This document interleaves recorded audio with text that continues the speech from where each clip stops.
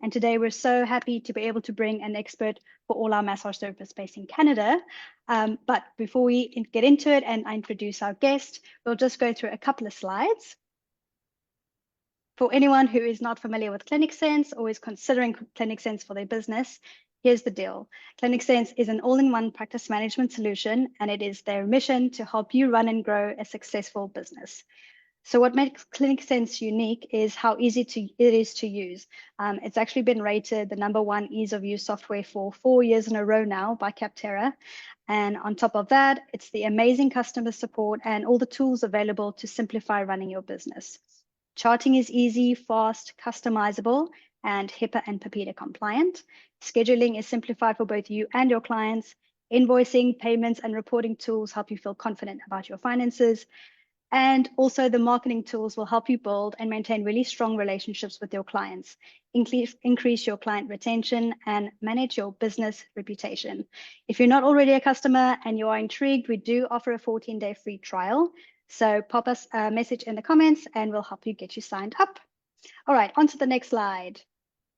I have the pleasure of introducing our guest, Cassandra. She is the founder of the Tyagi Group. They founded this after they had an amazing experience with their health team and wants to give back to the health industry. The Tyagi Group uses an education-focused approach. They educate and train health professionals on their business and tax requirements so they can feel powered about their business finances. Cassandra, thank you so much for joining.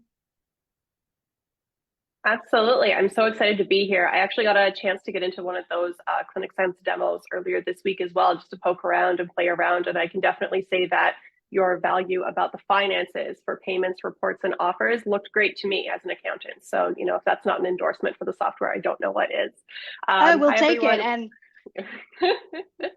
Hi, everyone, and welcome to our webinar today. We're going to talk about tax and bookkeeping tips to save you money. Now, I know that we're almost done tax season for Canadians. We've got about 15 days left. Don't worry, you are not too late. We're going to talk about a lot of tips and tricks. And one of the things that's maybe a little bit less known in Canada is that April 30th for sole proprietors and business owners is actually only your filing payment deadline. There we go.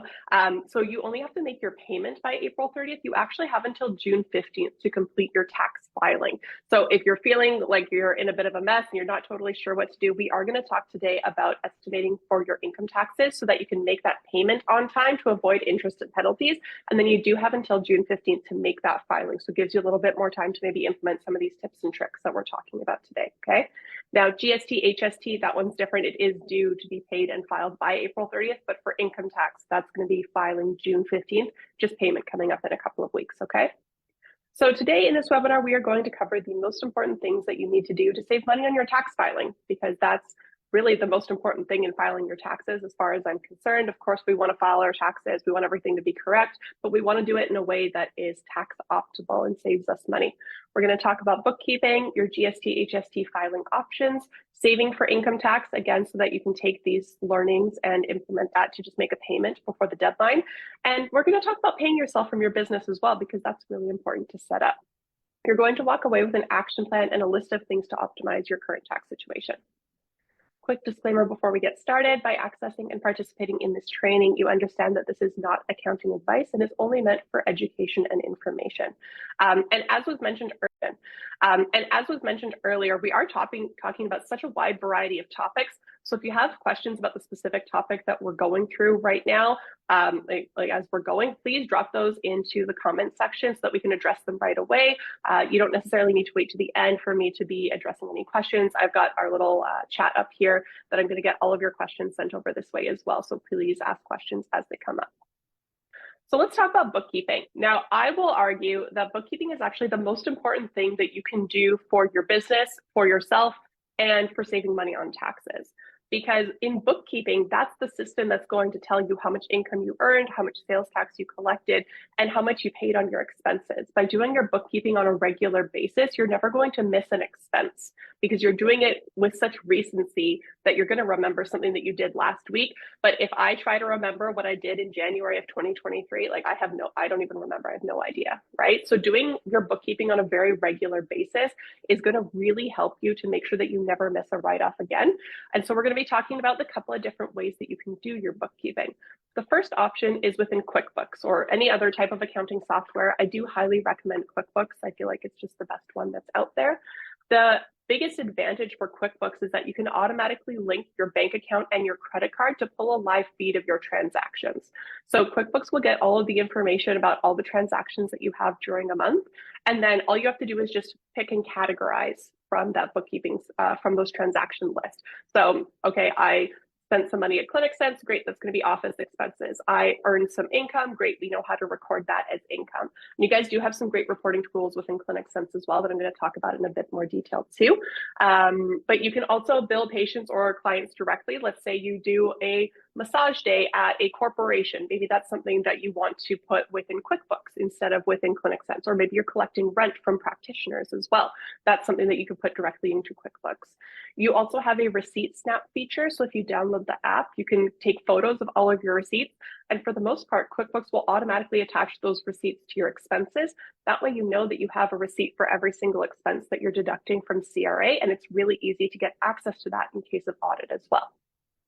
Very easy tracking for GST, HST in the software as well. It does all the calculations for you, so you never have to think about it. You just set up your prescribed GST, HST rates, just like you would in the ClinicSense software as well. And QuickBooks does all the calculations for you. It's a lot easier to outsource your bookkeeping as well. If it comes time that you're like, I just don't want to do this anymore, QuickBooks, at Tyagi Group, that's the only way that we allow clients to come over, is because we implement that QuickBooks system so that we get all of this information. It's a lot easier for information sharing. And you can also give your accountant access. So if you're doing your bookkeeping on your own, you can ask your accountant in July, hey, I think I did this right. Can you go and check? Get them to go in. It's really easy for them to be able to check and review your work at a very detailed level if needed. Now, of course, with advantages always comes disadvantages. The biggest one is that QuickBooks does not come set up out of the box. So you need to create your chart of accounts. You need to learn how to use the software as well. And the monthly subscription starts at about $20 per month. So there is a cost to this as well. You're also not able to automatically track your tax deductible expenses. And we are going to talk about that in a little bit more detail as well. But things like your home office deduction that you're able to take, or maybe your vehicle if you have a mobile practice. Those are things you wouldn't necessarily put into QuickBooks. So there are, of course, a few downsides, but overall you can get most of your bookkeeping done in a very automated way. And of course, there is a learning curve for any new tool that you're implementing as well. On the flip side, you can use an Excel template. So we actually have a Excel template that we're offering for free for everyone who is watching today and beyond, or just anyone who's in the Facebook group. I believe that is in the comments already. So you can click that link, go in and download your free template. It will be in your inbox in minutes. The biggest advantage for Excel is just how easy it is to get started, right? Everyone has access to Google Sheets or Excel or numbers or something like that, right? It's free, it's really easy to use. And if you're comfortable with Excel, there's a few simple formulas that you can use as well to make your bookkeeping really easy. You can also build in some graphs and visualize your revenue and your expenses as well. And again, we've got this template all set up for you so that you're good to go just from the start. So if you haven't done your 2023 bookkeeping, or if you're looking for a better way in 2024, definitely recommend our template. The biggest disadvantage to Excel, of course, is that it's not designed for bookkeeping. So there is a lot of risk of manual error. And I know that a lot of health professionals also feel a little bit intimidated by Excel and by bookkeeping and that type of thing. So, it is also a bit of a learning skill as well. But if you're not comfortable with it, there's some practices that you can do, some simple formulas, or just getting help from an accountant as well the first time that you do it. Your annual reports also still have to be created. So in QuickBooks, you just categorize your transactions and then your accountant runs the reports. It's all done there. Whereas in Excel, you're sort of creating those annual reports for yourself. Your sales tax tracking is also manual. So it's not just going to automatically break out the 13 or 5% that you spent on your sales tax. And of course, you cannot directly invoice your patients or clients or anything for those other circumstances where you might need to submit invoices. You would want to put all of that into ClinicSense and make sure that all of your revenue is tracked in that one place. Okay. So now that we've gone through all the pros and cons, Here's a little bit of a decision tree. If you're a photo person, definitely stop here, take a photo of this slide. If you're planning to incorporate, then QuickBooks is really the best option for you. There's additional reporting requirements for corporations above and beyond just your income and expenses. If you want to outsource your bookkeeping, definitely get over on QuickBooks. If you're wanting to automate your bookkeeping, so it hopefully takes you less time, or if you're intimidated by Excel and you avoid doing your monthly bookkeeping because Excel is just so overwhelming, then QuickBooks can be a really great solution. And again, as an accountant, we always recommend QuickBooks. It's a really great software that can get you set up for success and just make things a lot more streamlined as well. Okay, how's everyone feeling about that decision? There's no questions yet, so I'm guessing that we're answering everything so far. We haven't gotten to the meat of the conversation today, but just wanting to get everyone set up for success. Okay. Now let's get on to expenses. This is actually probably what most people are watching this webinar for, maybe this in the sales tax section. But the golden rule is that if you're spending money to make money within your business, it's going to be tax deductible. I'm just going to walk you guys through every possible sort of deduction section that's available with CRA and the kind of the categories that they came up with so that you can see where that category might end up going, okay? So everyone wants the full list of what is tax deductible for tax, right? Everyone wants to know what they can write off. Here it is. Here's the full list. For sole proprietors, this list is available from your statement of business or professional activities. This is something your accountant will create for you as a way of reporting your income to CRA. And then for corporations, really the same categories apply. It can be a bit more granular if you want it to be. This list can give you everything that you need as far as just thinking about what is deductible, okay? So for expenses, we have things like your cost of goods sold. Let's say you're reselling massage balls at your clinic, or maybe K-tape or something like that as well to help your patients. So when you're purchasing items, you can't just deduct it as an expense right away. You have to wait until you actually sell that item because you're reselling it. So if you place a big order for a bunch of lacrosse balls in December, you can't just expense it all in December. You have to wait until all of those are sold.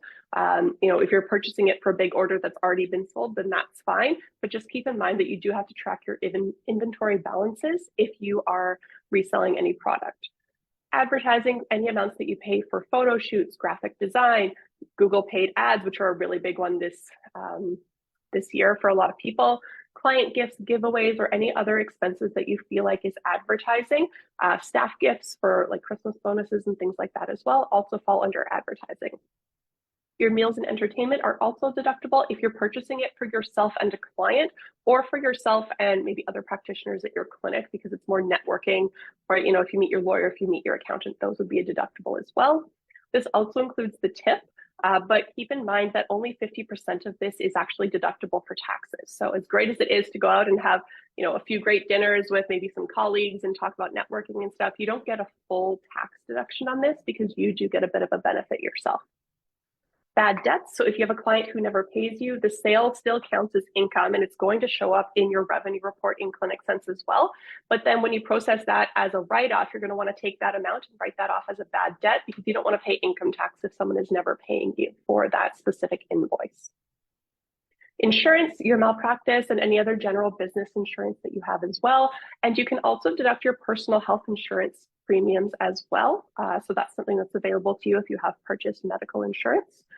Your business taxes, licenses, and memberships. There are so many for health professionals, provincial and federal and all of that. So anything that you're paying for those dues are included within that group there. And then your interest in bank charges is probably one of the hardest to conceptualize, so I'm going to try my best. Your business bank account fee, of course, is deductible. Any interest charged on your business credit card, or if you have a business loan, or anything that's specifically in the name of your business, we can deduct. You can't deduct anything that is personal. So if you have a personal line of credit, you can't deduct that interest from your business unless it's formally a business line of credit. So that's something really important to keep in mind and make sure that you have that separation between business and personal, okay? Another note is your credit card payment fees.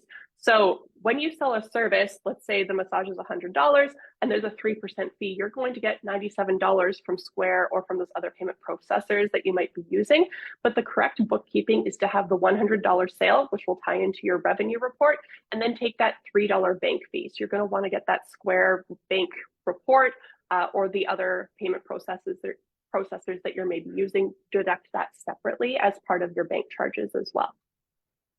For office expenses, anything like Canva Pro or Zoom, QuickBooks monthly fee, if you have your own website as well, if you are purchasing, trying to think of other good examples, pens and paper, maybe not anymore because you guys shouldn't be charting manually. But all those types of things are deductible. We also have office stationery and supplies, so your notebooks, other stationery, things like that all fall into that category. Your professional fees, so legal and accounting, anything that you're paying to those types of professionals are of course deductible because they're paid to operate your business. Management and admin fees, depending on the clinic that you're working at, they might be charging you a management fee. So just take a look at your contract with your clinic to understand if you're on a percentage split, if you're paying rent, or if you're paying a management fee, and just make sure to categorize it according to the specific contract that you have with your clinic, okay? Rent, again, we just talked about that one. Take a look at your contract with your clinic. Repairs and maintenance, this section specifically relates to the practice space. So maybe you're renting a room and you decided to paint the walls a new color, or maybe even replace the floors. If it's a low dollar value, we can expense that as well. Salaries, wages, and benefits, if you have any people who are actually set up on payroll with you. So for example, if you have front desk staff or you have an admin person that you've actually hired on as an employee and you as a business are registered with CRA as an employer, right? Property taxes, I've actually seen it more and more where clinics that are renting a space have to pay the property taxes on behalf of the owner of the space that they're renting out. Very interesting model. But if you are paying any property taxes, you would be able to deduct it there. And then travel expenses, this is a fun one. So you can actually expense up to 2 trips per year relating to conferences or continuing education.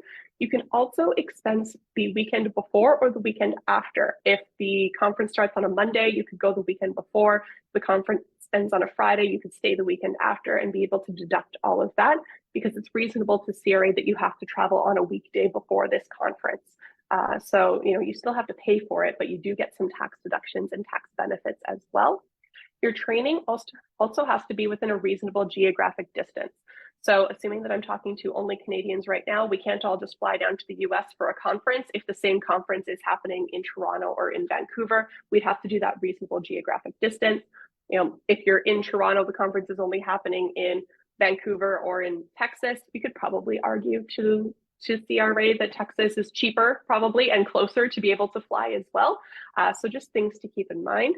You can also deduct your public transportation fares if you have like a monthly pass to get to and from work. Your hotel accommodations while you are traveling, your airfare, your meals while you're traveling will also be included under here. So it's a really great way to be able to optimize your taxes, especially when you take that extra weekend before or after as well.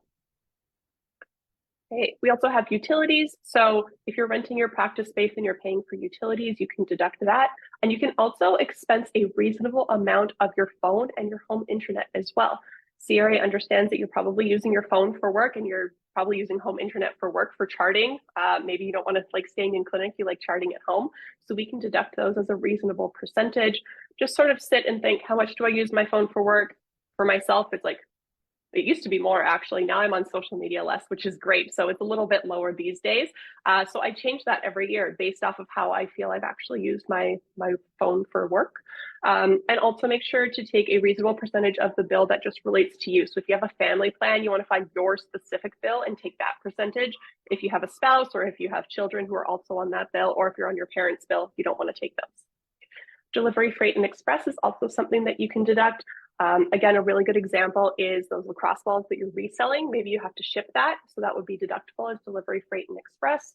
Or maybe you're sending out client thank you cards every year. Perhaps you order holiday cards at Christmas or New Year's cards. So the card would be office stationery and supplies, and then the stamps that you use would be delivery, freight, and express for sending that actually out to the client. All right. That was a lot of deductions. I'm just going to hold here before we get into vehicle and home office, the more complicated ones. I'm just going to hold here, take a sip of water, see if we have any questions in the comment section.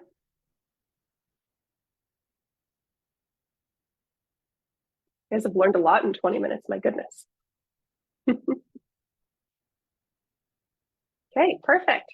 So for vehicle expenses, I do want to be really specific and say that vehicle expense to and from your clinic that you are renting from does not count for CRA. Because people who are employees have to go to and from their work, people who are independent contractors also going to and from your office space, that doesn't count for CRA. Okay, so just be really specific about your vehicle expenses. Vehicle expenses definitely can be tracked if you have mobile, or if you're going to Staples to pick up something that you printed and then coming back, those would count. But your daily commute to and from your clinic, especially as a contact profession, it just doesn't count, unfortunately, especially when you're renting that space. But if you do have a mobile practice, you can track your gas, the interest charged on financing, your insurance, license and registration, maintenance and repairs, leasing costs, electricity, and you track every single one of those receipts throughout the year. So you guys will actually see in our Excel template, the way that it's set up is you track 100% of the costs during the year. And then you keep what's called a logbook for CRA. So you track your mileage with CRA, your beginning of the year odometer reading, your end of the year odometer reading to get your total kilometers that you drove during the year. And then you keep this logbook to track every single trip, your starting point, the date, the destination, purpose, and the total number of kilometers. This will give you a percentage, but the tax software actually requires you to put in the full amount of gas that you spent, like the full $1,000 of gas that you spent in a year. Even if you're out on a trip, maybe you're doing a family vacation, you're doing a road trip, for 6, 7, 8 hours, you still have to track that gas receipt because we need the full cost of gas that you spent throughout the year. And then that percentage that relates to work, right? Because you're driving more kilometers, that percentage is going to decrease. And that's how it sort of evens out with CRA. So it looks like business related kilometers over your total kilometers driven times your total expenses incurred. And again, this is what the tax software needs us to input. We can't just say, oh, I want to deduct $500 related to my car. We have to say, okay, here's the actual amount and here's the real numbers for CRA to do that own calculation on its own, okay? You can also expense the full amount for your parking. So parking isn't included in this, percentage of use, because that specific parking we can tie to something that you did for work, right? Home office expenses are also deductible if you either work from home more than 50% of the time, so if you have a home space, or if you have a dedicated office space, which is pretty great. This is actually sort of a new rule with CRA. So if you have created a dedicated office space where you're doing your charting at home, we can track your heat, electricity, insurance, maintenance, mortgage, interest, property taxes, condo fees, your rent, and any other home expenses that you have during the year. Again, these are tracked at 100% of your costs during the year, and then we multiply that by the percentage of your home that makes up your home office over the home, okay?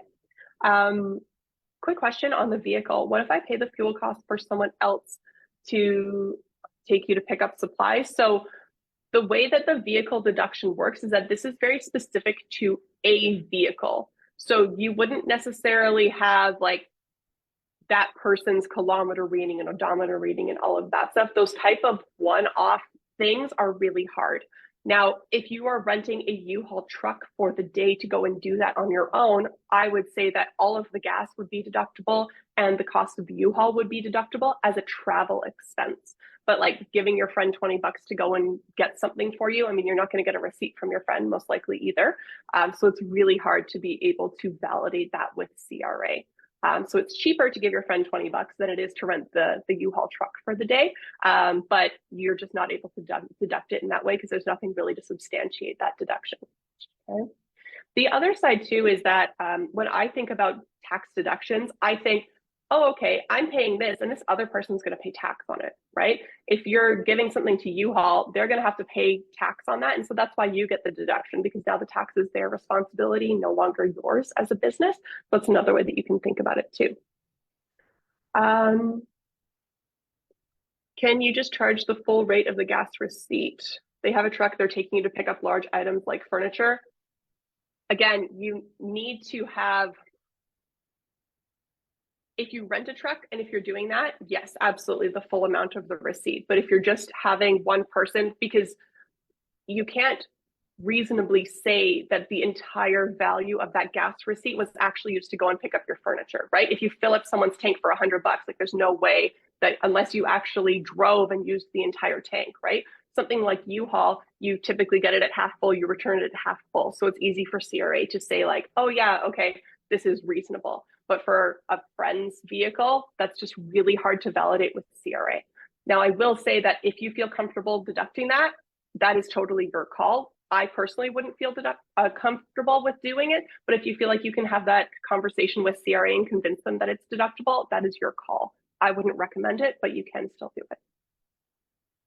Okay.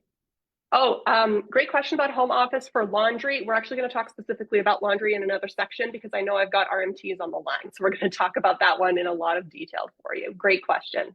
Okay. I also want to talk about, so things like furniture, those are more than $500 typically. So if something's more than $500, CRA kind of says, okay, well, you bought a new computer. We know that you're not just using that over the course of a year. So it doesn't make sense to only deduct it in 2023, as an example, or in 2024. So CRA has already decided, oh, a laptop, that's going to last you for about 2 years. So they've already told accountants what percentage of that laptop you're allowed to deduct every year. If you're buying a laptop that's only $400, you can just expense it because it's low enough dollar value that CRA finds it to be not kind of impacting your overall tax situation. But if you're buying, a $2,000 new chair or new table or something like that, then CRA is like, hey, this is going to last you for more than just this year. $2,000 is significant to them. And so you would have to depreciate it through capital cost allowance. Now, this is something that your accountant should be doing for you, but if you don't have an accountant, just keep this in mind as you're filling out the tax software or even as you're doing your bookkeeping. Anything over $500, that's like a physical good that you're going to use for a long time, that might have to be treated just a little bit differently. And we do have a section for this specifically broken out within our bookkeeping template as well, because this is a very common one. Other expenses we'll talk through. So coaching, if you invest in any type of business coaching or anything like that, maybe social media coaching, anything like that, we can absolutely deduct it. Convention fees, if you're attending a convention, that is deductible. So convention and continuing education can kind of feel like they're the same thing. To me, convention is something that's in person, that's related to your business, whereas continuing education is the books that you're buying or the online courses that you're buying, any small in-person trainings. Basically, if it counts towards your annual CEs, I would put that in continuing education. Sometimes the convention, it does count for some CEs. So there's not too much of a difference. I think, honestly, if I think back to this past tax year, no one put in convention fees. Most is just continuing education. Labor, if you were subcontracting out your work, so maybe you took a month off, but instead of your patients going without care for that month, you had someone else come in and you subcontracted to them. Or if you are a clinic owner and you have subcontractors, that labor would be there. Uniforms. Now, this one's really great to be talking to massage therapists. So you can't purchase items that can be worn outside of work and deduct them for taxes, but you could purchase something like FIG scrubs. And because those reasonably will not be worn outside of work, right? They're really specifically for work. That's where you're going to be able to take that full deduction. And FIGS has some really nice stuff these days. Now, I will say Lululemon, as much as I love them, reasonably, you can still wear them outside of work. So they're not going to be accepted as a deduction for CRA. But again, FIGS has some really cute stuff. They had a roller skating ad the last time I was on their website. So I highly recommend them. Again, just optimizing your deductions that you're able to take here because you need clothes for work anyways, and you need very comfortable clothes as well. Laundry. Okay, so laundry, if you're purchasing Tide Pods or bleach or whatever it is that you're purchasing for doing laundry for your clinic, that's totally allowed. Now, I would recommend that you specifically buy clinic laundry or like practice laundry detergent separately from your own personal and keep those separate just to really validate to CRA like, oh, hey, this is for work. Like, look, I purchased 2 around the same time, but I only deducted 1. This is for work. This is how much I do laundry. Trust me, I'm a massage therapist. This is my life. And then I would also argue that your square footage of your laundry room at home would also count towards your home office. So if you already have an office space, I think it's really easy to be able to add this in. If your only home office space is the square footage of your laundry room, I wouldn't add it in because that's going to raise a lot of flags to CRA. Like, why do you have a 5 square foot office, right? That just looks really weird to them. But if you already have an office, right, like I'm in my spare room, I could easily add on my laundry room as the square home office square footage for my house. And then I'm able to take, we include 100% of the water and then you take that percentage that you're using. You can't really, allocate, oh, I used half of the water, even though you probably did for your laundry at home. And so that's where investing in something like a laundry service could also be worth it because that's going to be 100% tax deductible, right? If you're paying $200 a week for a laundry service, you don't have to do laundry and the entire thing is deductible. Whereas doing it at home, you have to do it and you don't get as much of a deduction. But again, you do have to pay for that $200 laundry service. So there's pros and cons to this. Yeah, laundry at the laundromat, absolutely deductible. Hopefully you can get a receipt for that. That one's a little bit hard. I think it's reasonable to like take out 20 bucks and do that. Try to purchase the materials that you need, like the soap and stuff at Walmart or wherever, so that you're taking that with you instead of like buying it at the laundry. Obviously, that's going to be more cost effective as well. But try to get a receipt if you can from the laundromat. If I buy clothes from Costco and put logos for the clinic, oh, I love that. Absolutely. That's totally a uniform. I would say that the Costco clothes plus the cost of actually getting the embroidery done, all of that would be deductible, either as uniforms, or you could call it advertising as well. We have some clinics that decide to purchase t-shirts for all of their staff, and so that can fall under advertising for you, but absolutely deductible if you're getting something branded. I actually have a notebook that I wanted, so I got it branded for all of our clients, and then there's 5 extra, so I get to keep those and use that as a deduction as well. Okay, and then of course anything else that you think and you're like, I know that I spend this money only to serve my business, it's going to be deductible. It's just a matter of going through all of these categories and thinking, where does it fit the best, right? If something you're like, no, even the gas example, right? If you're very passionate that no, this is deductible, you can add it in if that's what you feel and you want to have that conversation with CRA in case of audit. Typically these are lower dollar value things. But this is also why the recency of bookkeeping becomes so important, because I'm going to remember right now that 2 weeks ago I bought something from Costco, but in 6 months from now, I maybe have thrown that t-shirt out depending on the quality of the item that I purchased at Costco, right? So just something to keep in mind there. Okay, that's a lot of questions. Thanks, everyone. Makes my job a lot easier when it's more interactive like this. Now, of course, I just went through all the list of things that are deductible, and tracking all of that stuff is a lot of work. I think everyone knows that, right? No one says that bookkeeping is easy. So I want to talk to you guys about different business bank accounts. So setting up a separate bank account and credit card for your business makes all of that stuff that we just talked about so much easier to track. So if you decide to incorporate, you have to have a separate account that's in your corporation's name, like the legal corporate name.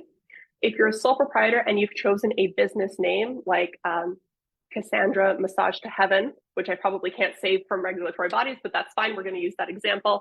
I would have to have a bank account that's in that specific name because that's what I'm branding myself as, okay, that operating name. Or if you're operating as your first and last name, maybe out of another clinic, you can just use a personal bank account. I do highly recommend setting up a separate bank account for your business. In the 2 options with the corporation or the sole proprietor name, there are quite heavy fees. The banks like charging businesses lots of money for whatever reason. I think the cheapest one out there is like, CIBC $6 or RBC is $6. BMO has a free account if you just use online. And TD starts at $20. So unless you really love TD, I would not go there. But then for just your first and last name, you can operate out of a separate personal account. Again, that's just making sure that when you go and look at that bank account and that credit card, everything on there kind of has to go into your business bookkeeping, right? You're making that conscious decision of, oh, okay, this purchase, this is going to be for my business. And so I'm going to use that specific card or like that specific debit card or that specific account to e-transfer that specific credit card. And then you'll pay off your credit card with your business bank account as well. In the example of buying something at Costco, because they only accept MasterCard, maybe you have a work visa. And so you're going to put a couple of things on your personal card and you can still deduct those in your business. That's okay. It's those one-offs, but this way you're not going to forget. I know for me personally, I mean, my credit card statement is like Uber Eats and Amazon, right? So first of all, I don't want to show CRA how often I order Uber Eats because it's a little bit embarrassing. And then for the Amazon purchases, I honestly can't remember which one is business, which one is personal. And the idea of going back and figuring that out is just so much work that I just don't bother to do it. So it's better to have that separate account, and you can set up multiple credit cards within Amazon as well to be able to choose the business card when it's business or the personal card when it's personal as well. I think I just talked about all of this stuff. I missed this slide. So business expenses and income are so much easier to track. You won't miss any of the business expenses that we just talked through because they'll be on your credit card and your bank account statements. You don't have to cipher through what's business and what's personal. You'll have that confidence that you made the decision that this expense is business related. You'll have a super easy snapshot of your profitability as well. So after your clinic pays you, you'll be able to see how much cash you've got left in the bank account to know how much to be able to take out for yourself personally as well. Gives you privacy from CRA as well in case of audit, right? They don't need to know my Uber Eats addiction because I've got this business bank account. And it also validates that your expenses are business related to CRA as well. If CRA was to audit you and they said, hey, provide backup for your bookkeeping, and you give them 13 different bank accounts and 8 different credit cards of, hey, here's all this stuff that's highlighted. Well, for one, that's a bunch of work for you. And for two, they're like, how can we trust you, right? If you send them, here's my bank account, here's my credit card, here's the 3 expenses from Costco during the year that I had to do that were separate, they're going to start to build a trust relationship with you as well and say, okay, this person is really making this conscious decision. We can reasonably trust that this person is trying their best to be on side with CRA. And then the auditor, the person will just kind of be like, oh my gosh, thank you for having this organized in comparison to other people who don't as well. Okay, so I hope I convinced everyone to go get a separate account. This is probably my favorite life hack as a business owner. And it can be hard too, as a sole proprietor. You really have a hard time usually thinking about your business as being separate from you, right? So this also kind of ups your game, and the business is separate from yourself personally as well. Now onto sales tax, and I hopefully will walk away from here saving lots of people money. That's my goal for everyone with this sales tax section, okay? So you actually have some options for your GST, HST filings. They are called elections with CRA, and I'm going to talk you guys through how to pick the correct one and give you an example of how much money you can save. Fingers crossed. Okay, so the 2 options for filing for GST, HST are the regular method or the quick method. So the regular method is your default when you're registering with CRA. They just say, okay, cool, you're in the regular method. In the regular method, you guys will also see this set up in our bookkeeping template as well. Regular method, you report your actual GST, HST collected and your actual GST, HST spent on your expenses. So when we think about bookkeeping, you're almost doing 2 sets of bookkeeping, one for your income and your expenses, and then one for your GST, HST. This is why the ClinicSense revenue report does not include GST, HST, because it's not taxable to you, right? That's what goes in your income statement. The sales tax report is what you're going to use to get all of the information for your GST, HST actually collected, okay? So that's why ClinicSense has built it out that way, which is great. Your bookkeeping has to include that breakout of GST, HST, okay, on all of your expenses as well. So it can be a little bit of work, which is why QuickBooks can be really great in that regard. You just sort of pick your percentage and move on. You do not pay income tax on your GST, HST that you collect, but you also don't claim the GST, HST that you spent as a deduction to income tax. Instead, you get 100% of that back, which I will always argue is better. Although I know for a massage therapist, having to collect sales tax is a bit of a pain and no one likes it. We want to be exempt as well, but this is the CRA world that we're living in today. On the flip side, we can use what's called the quick method. This option is available for small businesses as long as your sales are less than $400,000 per year. So definitely for individuals or even for small clinics, but bigger clinics cannot take advantage of this. It's so much easier to calculate your quick method. It's based off of rates instead of your actuals. So you almost don't have to worry about your actual numbers anymore. You still charge your GST, HST at the applicable rate based off of your province. So make sure that you're still collecting the correct, 13 or 5%, or 15% as well, whichever you need.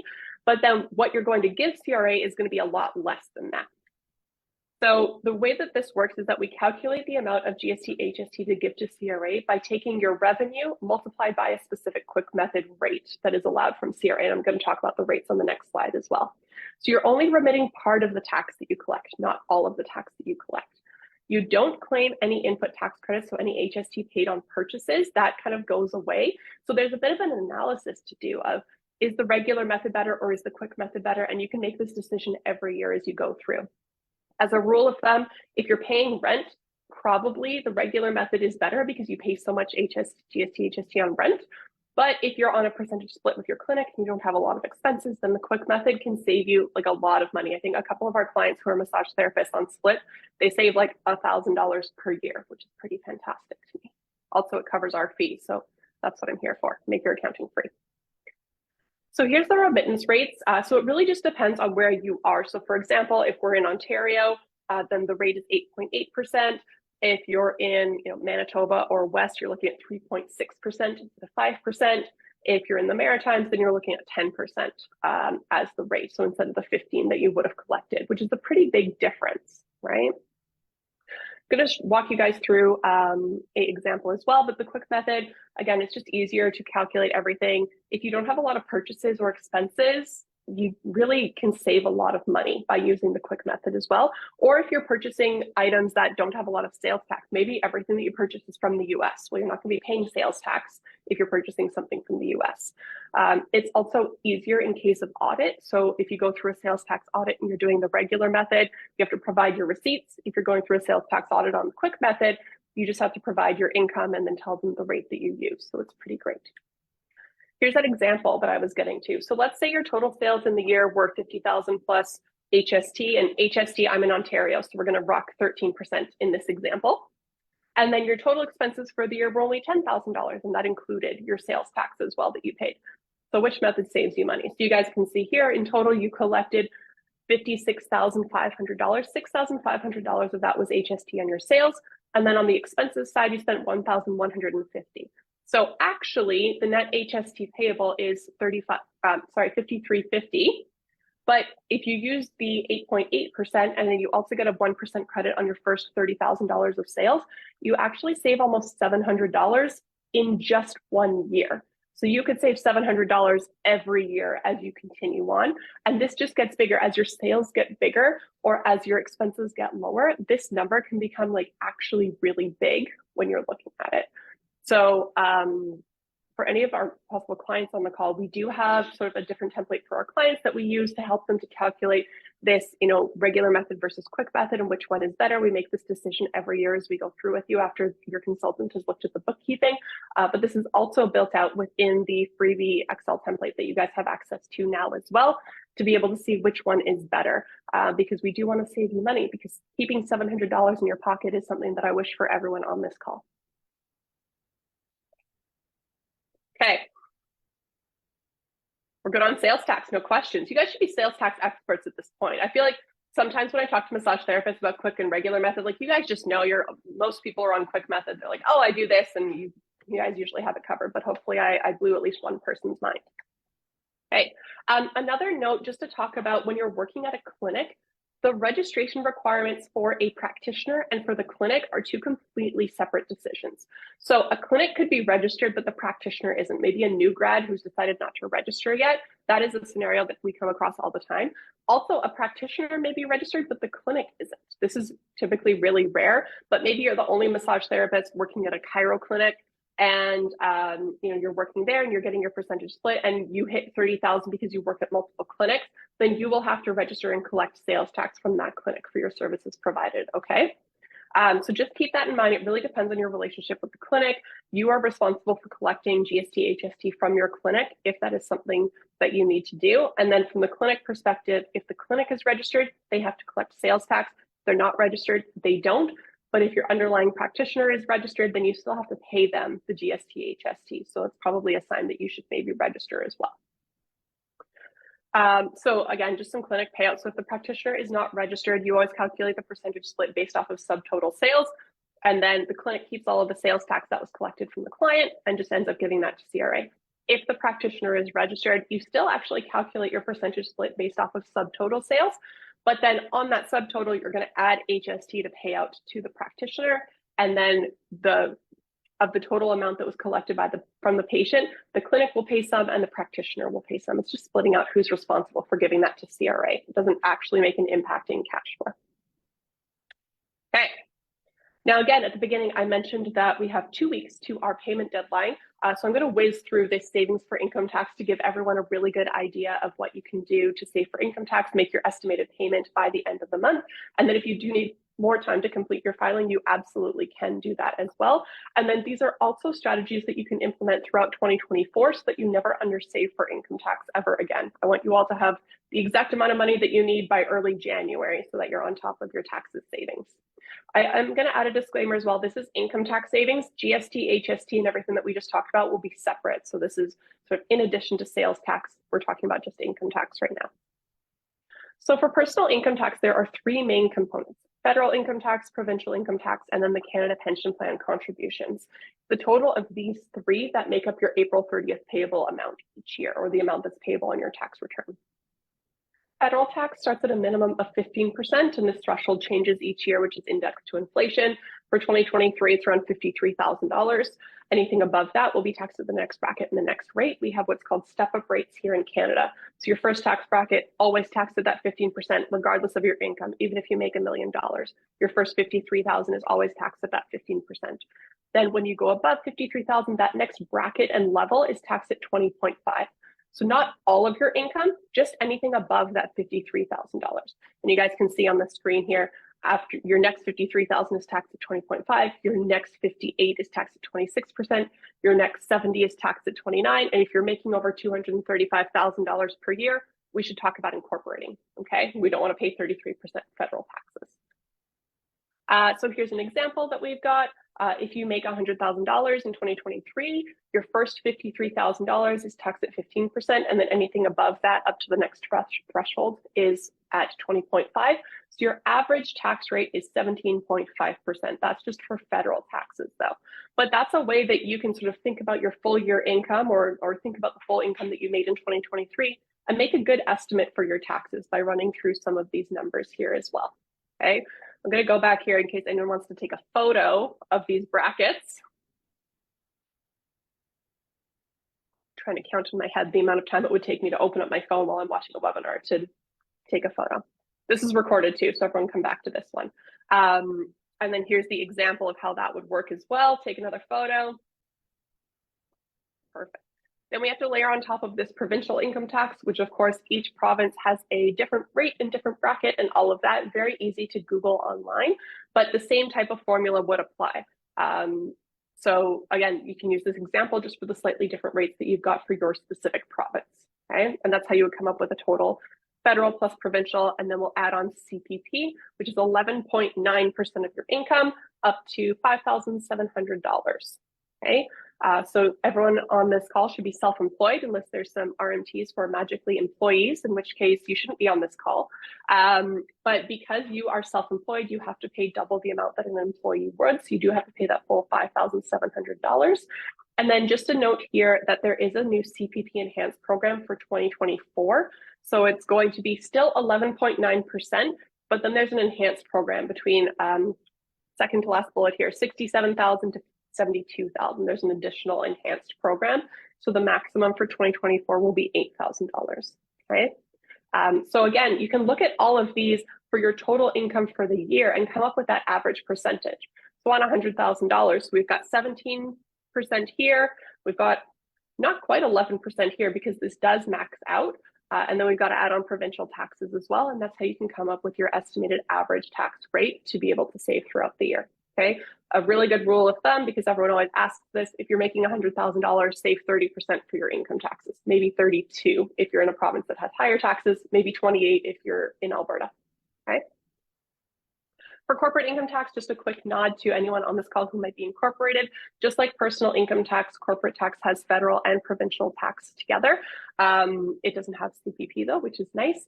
There are breakouts though for business income versus investment income. Maybe you're earning some interest, so that's going to be investment income. And you might have capital gains as well if you're selling some items, okay? So basic part one tax is 38%, and then there's some discounts that we get, which is great.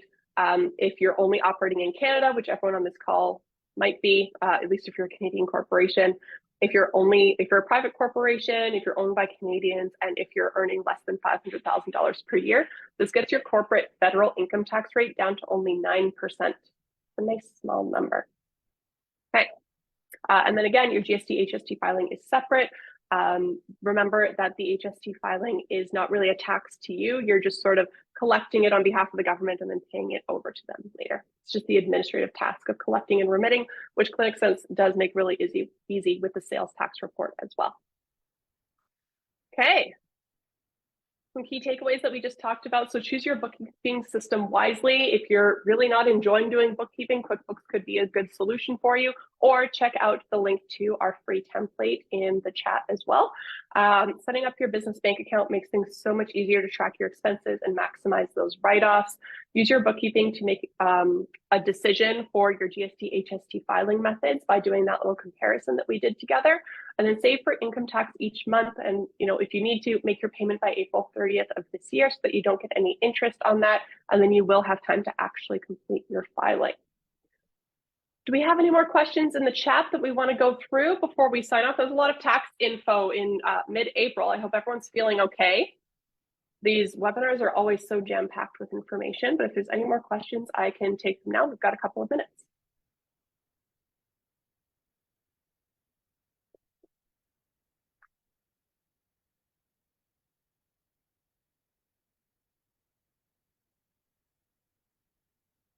No more questions. Good. That means that I did my job well as a presenter. That's my goal. I'm going to go back to this just in case anyone wants to take a last second photo, because I did flip through that quite quickly. And happy tax season to everyone. Thank you so much. That was jam-packed indeed, but so incredibly helpful. Thank you so much. Good luck to tax season, everybody. Again, if you have any questions, please pop them in now. We're still, we do have one more info on the quick method for HST. Yeah, let's jump back here. Perfect. I'm going to pop that in the chat and I can answer.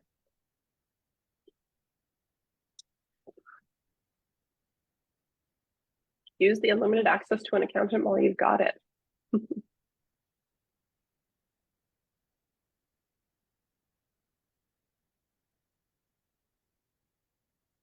We do have a member saying, thank you. That was very helpful. Thank you so much. Thank you for attending. I know lunch hours are very sacred, and creating boundaries for yourself from work and your business can be really difficult. So thanks everyone who took the time to be here today too. Amazing. Thank you so much again. We do have your website in the chat and the link for the template. And that's it. Thank you so much. Good luck, everybody. Perfect. Have an awesome day. Thanks everyone for attending. Happy tax season. Hopefully see you soon. Bye. Bye.